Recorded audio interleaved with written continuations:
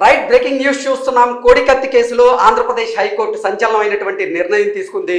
కోడికత్తి కేసులో నిందితుడిగా ఉన్నటువంటి శ్రీను 5 సంవత్సరాలుగా జైల్లోనే మగ్గుతున్న నేపథ్యంలో కోడికత్తి శ్రీనుకి ఈరోజు ఆంధ్రప్రదేశ్ హైకోర్టు షరతులతో కూడినటువంటి బెయిల్ను మంజూరు చేసింది.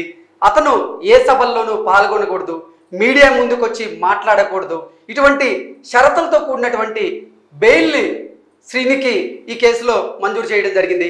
ఇక ఈ అంశాలకు సంబంధించి మనతో మాట్లాడేందుకు ప్రముఖ రాజకీయ విశ్లేషకులు అంకమరావు గారు మనతో ఉన్నారు. ఆయనతో మాట్లాడదు. అంకమరావు గారు హాయ్ అండి. హాయ్ అమ్మా. సార్, కోడికత్తి కేసులో జగన్మోహన్ రెడ్డి మీద దాడి చేసిన కేసు ఇది. కోడికత్తి కేసు. ఈ కేసులో శ్రీనివాస్ని పోలీసులు అరెస్ట్ చేసి కూడా 5 సంవత్సరాలు అయింది. 5 సంవత్సరాల నుంచి విచారణ పేరుతో జైల్లో ఆయన మగ్గుతూనే ఉన్నారు. జగన్మోహన్ రెడ్డి ఇప్పటి వరకు ఆ కేసుకు సంబంధించినటువంటి సాక్ష్యం చెప్పడానికి కోర్టుకి హాజరమైనటువంటి నేపథ్యాన్ని మనం చూస్తూనే ఉన్నాం. ఈ నేపథ్యంలో 5 సంవత్సరాల నుంచి ఇది ఒక చరిత్ర అని కూడా చెప్పుకోవచ్చు. ఏ కేసులో కూడా నిందితుడు 5 సంవత్సరాలు బెయిల్ రాకుండా గడిపినటువంటి సందర్భం అయితే గతంలో లేదు. కానీ 5 సంవత్సరాలు కోడికత్తి కేసులో శ్రీనివాస్ జైల్లోనే మగ్గిపోయారు. ఈరోజు ఆంధ్రప్రదేశ్ హైకోర్టు సంచలనమైనటువంటి నిర్ణయం అయితే తీసుకుంది. అతనికి కొన్ని షరతులతో కూడినటువంటి బెయిల్ అయితే మంజూరు చేయడం జరిగింది. ఏంటి సార్ ఈ పరిణామం చూస్తే ఏమనిపిస్తుంది? ఇది కృష్ణ గారు, జనపల్లి శ్రీనివాస్ అనే ఒక వ్యక్తి జగన్మోహన్ రెడ్డి గారికి వీరాభిమాని, ఆ పార్టీ కార్యకర్త. ఆ రోజు జరిగిన సంఘటన నిజమెంత అబద్ధం ఎంత అని చెప్పి కనుక ఆ రోజు అందరూ కూడా నిజమే అనుకున్నారు. నేనైతే నిజం అనుకోలేదు. ఎందుకంటే నాకు దాని గురించి జరిగిన సంఘటన ప్రదేశాన్ని చూసిన తర్వాత అది కావాలని సృష్టించింది అనే అనుమానం ఆ రోజు ఉంది, ఈ రోజు కూడా ఉంది. అందులో ఎలాంటి సందేహం కూడా ఏం లేదు. కాకపోతే ఏంటంటే కార్యకర్త కాబట్టి అతనికి ఏదో చెప్పుండొచ్చు. అతను కూడా చెప్పాడు కాబట్టి సానుభూతి వస్తుందని చెప్పని, ఎన్నికల్లో లబ్ధి పొందడం కోసం అని చెప్పాడు కాబట్టి అదేవిధంగా అతనితోటి మాట్లాడి జరిగిన సంఘటన అని చెప్పని చాలా స్పష్టంగా అర్థమైపోతా ఉంది. అందులో ఎలాంటి సందేహం కూడా లేదు. ఇప్పుడు మీరు అన్నారు సంచలనమైన తీర్పు ఇచ్చారని. నేనైతే సంచలనం అని అయితే భావించట్లేదు. అంటే సంచలనం అంటే ఎందుకు సంచలనం అంటున్నాం అంటే, సరే మీరు చెప్పిన దాని ప్రకారంగా ఇది డ్రామా అయినా అనుకోండి, ఒక కేసులో ఒక నిందితుడు బెయిల్ రాకుండా 5 సంవత్సరాలు జైల్లో మగ్గిపోవడం అనేది చరిత్రలో ఇది మొదటిసారిగా కాదు. అది కాదండి. సంచలనం అంటే ఎలా ఉండాలి?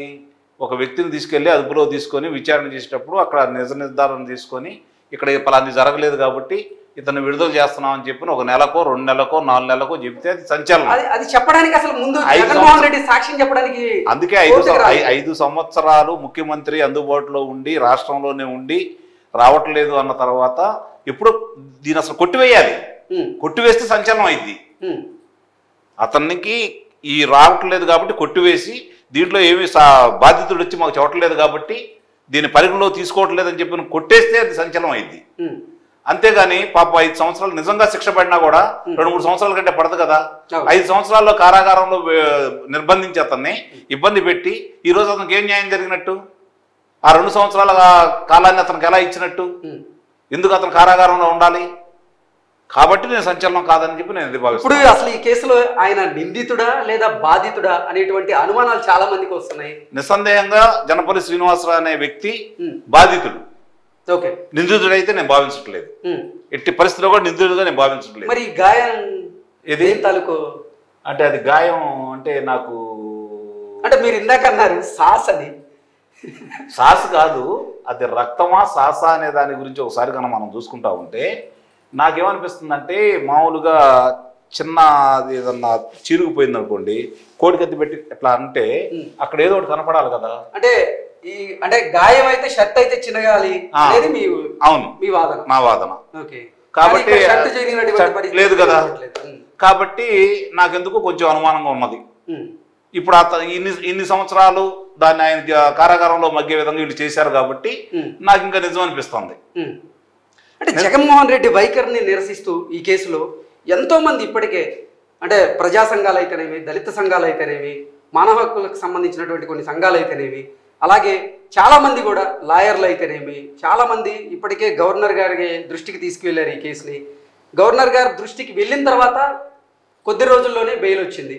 ఏంటి గవర్నర్ గారు సిఫార్సు చేస్తేనే బెయిల్ వచ్చింది అనుకోవచ్చా? లేదే అంటే ఇప్పటి వరకు బెయిల్ రాకపోవడానికి కారణం ఏంటి? ఇప్పుడు ఉన్నట్టుండి బెయిల్ రావడానికి కారణం ఏంటి అంటే ఏం చెప్తారు? తప్పనిసరి పరిస్థితుల్లో ఇంతకంటే ఇంకా ఎక్కువ కాలం కొనసాగించలేమేమో దీన్ని, ఇప్పటికే న్యాయస్థానం మీద లేనిపోని విమర్శలు వస్తున్నాయని చెప్పని ఇచ్చి ఉంటారని అయితే నేను భావిస్తున్నాను. ఓకే, లేదంటే గవర్నర్ గారి దృష్టికి వెళ్ళింది కాబట్టి గవర్నర్ గారు ఏమైనా సిఫార్సు చేస్తే ఆయన చెప్పారని అయితే నేను అనుకోవట్లేదు. దానివల్ల న్యాయస్థానాలకి ఈ కేసుని త్వరితగతిన విచారణ చేయండి అనేది అయితే ఆయన సిఫార్సు చేసి అట్లాంటి సమాచారం కూడా మనకు అందలేదు.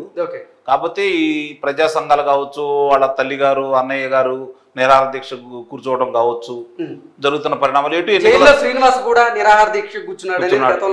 ఎన్నికలు ఎటు రాబోతున్నాయి కాబట్టి ఎన్నికలు దీనివల్ల పెద్ద అతను బయటకు వచ్చినా కూడా ఇప్పుడు వాళ్ళు నిబంధనలు విధించారు కదా, ఎట్లా మాట్లాడకూడదు, సభల్లో పాల్గొనకూడదు, సమావేశాల్లో పాల్గొనకూడదు, మీరు దీని గురించి ఎక్కడ పత్రికా సమావేశం కానీ ప్రసార మాధ్యమాల్లో కానీ మీరు మాట్లాడకూడదు, వారం ఆదివారం నాడు వెళ్ళి పోలీస్ స్టేషన్ లో ఆయన సైన్ పెట్టాలి, అక్కడికి వెళ్ళేసి వాళ్ళు మీరు సంతకం పెట్టండి, ఇవన్నీ చెప్తున్నారు కదా. ఇప్పుడు బాధితుడు వచ్చి నాకు పలానా రోజు పలానా సమయంలో ఈ అబ్బాయి వచ్చి ఆ కత్తి తీసుకొని నన్ను పొడిచాడు అని చెప్పని బాధితుడు చెప్పట్లా, ఇతను నిందితుడు, వాస్తవంగా బాధితుడు. నేను ఇందాక అన్నట్టు ఇతను బాధితుడు, 5 సంవత్సరాల నుంచి అక్కడ ఉన్నాడు కాబట్టి. అన్నప్పుడైనా న్యాయస్థానాలు ఇన్నిసార్లు పరిశీలించిన తర్వాత ఎన్ఏ అంటే వాళ్ళు పరిశీలించారు కదా, వాళ్ళకి ఇచ్చారు కదా, వాళ్ళు కూడా దీంట్లో కుట్రకోణం ఏమి లేదని చెప్పారు కదా. చెప్పిన తర్వాత కూడా ఇన్నాళ్ళు ఉండటం అనేది కొంచెం ఆశ్చర్యకరమైన. నేషనల్ ఇన్వెస్టిగేషన్ ఏజెన్సీ తేల్చి చెప్పినా కానీ ఈ కేసులో ఇప్పటి వరకు అయితే అసలు ఎటువంటి అంటే పురోగతి అయితే లేదు. ఈ రోజు అదే చెప్పేది ఎన్ఐఏ వాళ్ళు వివరంగా చెప్పారు, దీంట్లో కుట్ర కోణం ఏమీ లేదని చెప్పని. వాళ్ళు ఆ రోజు ఎన్నికల్లో లబ్ధి పొందడం కోసం తెలుగుదేశం పార్టీ వాళ్ళే చేశారని చెప్పి అన్నారు, ప్రజలు కూడా నమ్మారు. కానీ ఇప్పుడు అతన్ని గనక ఆ రోజు వెళ్ళి అతనితో గనక చెప్పించుకున్నట్టయితే నిజమే కావచ్చు అని చెప్పి ప్రజలు భావించేవాళ్ళు. ఈయన వెళ్ళి న్యాయస్థానానికి వెళ్ళి నన్ను ఇట్లా పొడిచారని చెప్పి వివరం ఈయన ఇవ్వలేదు. న్యాయస్థానాలు కూడా చూసి ఇసుగుబుట్టి ఈ రోజు అతన్ని ఎంతో కొంత వెలుసుబాటు ఇచ్చేసాయి. సంపూర్ణంగా అయితే ఇవ్వలేదు కదా. జగన్మోహన్ రెడ్డి మీద ఉన్నటువంటి ఆ 16 కేసుల్లో ఆయన కోర్టులకు తిరగడానికి ఆయనకి టైం లేదు అంటే వాళ్ళ చెప్తున్నటువంటి వర్షన్ మనం ఒకసారి కనుక సమయం ఎక్కడ ఉందండి ఆయనకి, పాపం నిరంతరం ప్రజల కోసం రోజుకి. ఈ కేసులో సాక్ష్యం చెప్పడానికి కూడా జగన్మోహన్ రెడ్డికి సమయం లేదంటే అట్లా కదండి, ప్రభుత్వ తరపు న్యాయవాది వాదించారు. మామూలుగా ఒక ముఖ్యమంత్రిగా రోజుకి గతంలో చంద్రబాబు నాయుడు గారు 18 గంటలు పనిచేస్తే ఈయన 22 గంటలు పనిచేస్తున్నాడు. 2 గంటలే కదా ఈయన నిద్రపోతుంది, సమయం ఆడంది పాపం, అవిశ్రాంతంగా పనిచేస్తున్నారు. కాబట్టి ఇంకా ఆయనకు సమయం లేదు కదా, పక్కనున్న కూతబెట్టు దూరం, మరి అది కూడా రావడానికి ఆయన సమయం వెలుసుబాటు కావట్లేదు. కాబట్టి వీళ్ళు కూడా చూసి ఇక లాభం లేదనుకొని చెప్పని ఏదో ఉడతా భక్తిగా ఆయన చిన్న సహాయం చేశారనేది నేను భావిస్తున్నాను జనపల్లి శ్రీనివాసరావు అనే వ్యక్తికి. ఓకే, అసలు జనపల్లి శ్రీనివాస గారు జగన్మోహన్ రెడ్డి మీద దాడి చేశారా లేదా అనేది పాపం ఆయన కూడా దాడి చెయ్యలేదు, ఆయన కూడా బయటకు వచ్చి చెప్పలేనటువంటి పరిస్థితి. అదే కల్పించారు కదా, ఆయన బయటకు వచ్చి అసలు ఈ నేరం నేను చేయలేదు, అసలు నేను జగన్మోహన్ రెడ్డి మీద దాడి చేయలేదు అని చెప్పడానికి లేదు, మీటింగ్ పెట్టడానికి లేదు, మీడియాతో మాట్లాడడానికి లేదు. ప్రతి ఆదివారం ఆయన ఎక్కడున్నా సరే ముమ్మడివాడం పోలీస్ స్టేషన్కి రావాలి, సైన్ చేయాలి, వెళ్ళాలి. ఇటువంటి కండిషన్ బెయిల్ ఇచ్చింది. ఏంటి సార్ ఇప్పుడైనా పాపం వాళ్ళ ఫ్యామిలీ ఇప్పుడు ఒకటండి, ఆయుధం అనేది కోడికత్తి. కోడికత్తి అనేది ఎక్కడ రావాలి? కోడిపందాలు వేసే వాళ్ళ దగ్గర దొరుకుతుంది, లేకపోతే కత్తులు సానబెట్టే వాళ్ళ దగ్గర దొరుకుతుంది, ఆ కత్తులు అమ్మే వాళ్ళ దగ్గర దొరుకుతుంది. ఈ జనపల్లి శ్రీనివాస్ అనే వ్యక్తి ఇందుట్లో ఈ ముగ్గురులో ఎవరి దగ్గరికి వెళ్ళి ఆ కత్తి సంపాదించాడు, అది కదా విచారణలో. మరి ఇన్నాళ్ళు విచారణలో 5 సంవత్సరాల్లో కూడా తెలియలేదు. అది పెద్ద ఆటికి చెప్తా ఉంటారు కదా, పలానా చాటు దొరికింది, పలానా మొన్న ఆయన వివేకానంద రెడ్డి గారి హత్యకు సంబంధించి గొడ్డలు ఎక్కడ కొన్నారు, ఇవన్నీ వచ్చినాయి కదా. మరి ఇది ఎందుకు రాలేదు ఇప్పటి వరకు బయటికి? ఎక్కడ కొన్నాడు, ఎక్కడి నుంచి తీసుకొచ్చాడు? పోనీ ఏమైనా కోడిపందాలు వేసే వ్యక్తి ఎట్లా వచ్చింది? ఇంతవరకు రాలేదు. అంటే దీంట్లో మాయా మర్మాలన్నీ అర్థమైపోతున్నాయి కదా. టక్కు టమారా గోకర్ణ గజకర్ణ విద్యలన్నీ ప్రయోగించే వాళ్ళందరి ద్వారా ఇవన్నీ చెప్పిస్తున్నారు. ఇంకెన్నాళ్ళని చెబుతారు? చెప్పడానికి అవకాశం లేదు. కాబట్టి ఇప్పుడు ఈ పరిణామాలు, అంతకంటే వేరే ఏం లేదు. నా ఉద్దేశంలో అయితే ఆయన పరిపూర్ణ న్యాయం అయితే జరగలేదు జనపల్లి శ్రీనివాసరావు గారికి. నిజంగా అతను కనుక చేసి ఉంటే శిక్ష అయ్యాలా, నిజంగా చేసినాడైతే గ్యారంటీగా చెప్పేవాళ్ళు ముఖ్యమంత్రి గారు. కాబట్టి చెప్పలేదు, కాబట్టి చేసి ఉండలేదనేది, ఇది కుట్రకోణం ఉందనేది ప్రతిపక్షాలు.